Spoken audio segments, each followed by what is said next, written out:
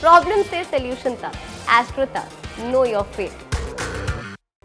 जब आप कोई व्रत रखते हैं, कोई संकल्प लेते हैं और उसके लिए आप एक विशेष दिन पूजा उपासना करते हैं या निराहार रहते हैं, आहार ग्रहण नहीं करते हैं, तो वो संकल्प आपका पूरा होता है। अगर आप नौकरी प्राप्त करना चाहते हैं तो नौकरी के लिए कौन सा व्रत रखें और उसके नियम क्या हैं? नौकरी के लिए 7 शनिवार का व्रत रखना उत्तम होता है। नौकरी के लिए 7 शनिवार का व्रत रखें और शनिवार को जब आप व्रत रखेंगे तो उस दिन सुबह उठ करके सबसे पहले तेल में अपनी छाया देख करके छाया दान करेंगे। दिन भर केवल जलाहार लेंगे, केवल लिक्विड लेंगे, अन्न का सेवन नहीं करेंगे, केवल जल पिएं, फल खाएं, अनाज नहीं खाएंगे। शाम के समय पीपल के वृक्ष में जल डालेंगे और जल डालने के बाद वहीं सरसों के तेल का दीपक जलाएंगे। इसके बाद आप चाहें तो वहीं पर खड़े होकर के या अपने घर पर आकर के शनि के मंत्र का जप करिएगा। ओम शं शनैश्चराय नमः, ओम शं शनैश्चराय नमः। इस मंत्र का एक माला यानी 108 बार या 11 माला इस मंत्र का जप करिएगा। और मंत्र जप करने के बाद अगर आप चाहें तो शाम के समय उड़द की दाल की खिचड़ी का सेवन आप कर सकते हैं। तो आपको 7 शनिवार का मुख्यतः व्रत रखना है और 7 शनिवार के व्रत में आपको मुख्य रूप से शनिदेव की पूजा करनी है। जैसे जैसे ये व्रत आपके पूरे होते जाएंगे, नौकरी मिलने की बेहतर संभावनाएं आपके लिए बनती जाएंगी। धन के लिए आप व्रत रख सकते हैं, आप संकल्प ले सकते हैं और पूजा उपासना कर सकते हैं।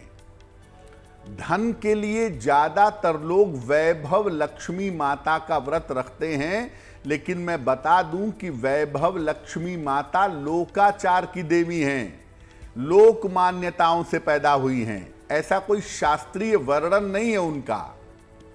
तो धन की प्राप्ति के लिए वैसे आपको माता लक्ष्मी का व्रत 8 शुक्रवार को रखना चाहिए।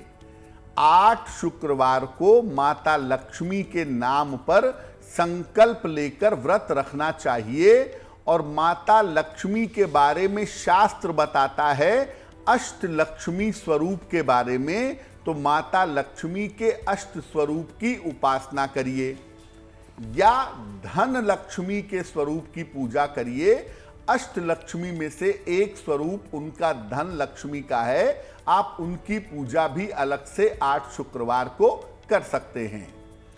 जब आप शुक्रवार को उपवास रखेंगे तो दिन भर केवल जल या फल ग्रहण करेंगे और शाम को भी जल फल ग्रहण करिएगा, अन्न का सेवन मत करिएगा। मध्य रात्रि में जब आप शुक्रवार को व्रत रखेंगे तो शुक्रवार की मध्य रात्रि में मां लक्ष्मी के चित्र के सामने एक घी का दीपक जलाइएगा।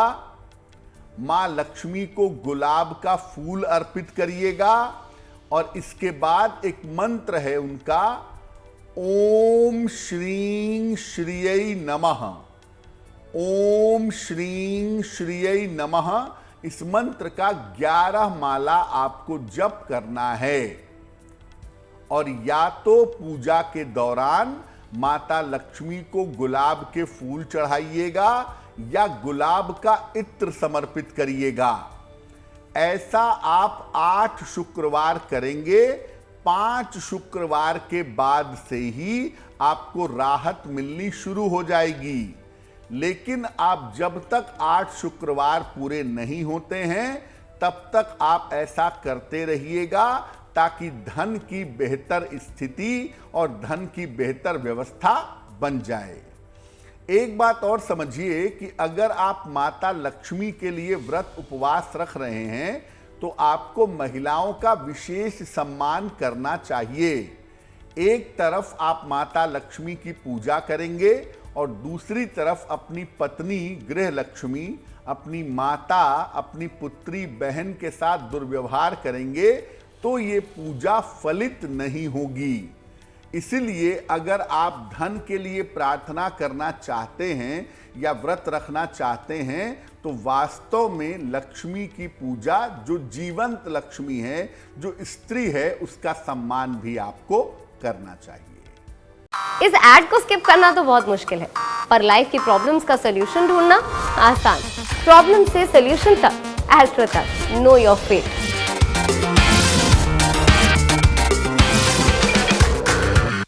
अगर आप संतान की प्राप्ति चाहते हैं और संतान की प्राप्ति नहीं हो पा रही है तो कौन सा व्रत आपकी सहायता करेगा और उसके नियम क्या होंगे? संतान प्राप्ति के लिए हर महीने की त्रयोदशी तिथि का, जिसको प्रदोष कहते हैं, उसका व्रत रखा जाता है। प्रदोष का व्रत केवल संतान प्राप्ति के लिए ही नहीं, संतान की उन्नति के लिए भी बहुत अच्छा होता है। तो संतान संबंधी मामलों के लिए भी अगर हम कह लें तो महीने की त्रयोदशी तिथि का प्रदोष का व्रत रखते हैं। जब आप प्रदोष का व्रत रखेंगे तो उस दिन केवल जल या फल का सेवन करेंगे। सुबह और शाम 11 माला ओम नमः शिवाय का जप करेंगे। अगर पति पत्नी अलग अलग पढ़ते हैं तो नमः शिवाय जप लीजिएगा, और अगर केवल पत्नी मंत्र पढ़ रही हैं या केवल पति मंत्र पढ़ रहे हैं तो ऐसी दशा में ओम नमः शिवाय पढ़िएगा। शाम के समय प्रदोष काल में शिव जी के मंदिर जरूर जाइएगा।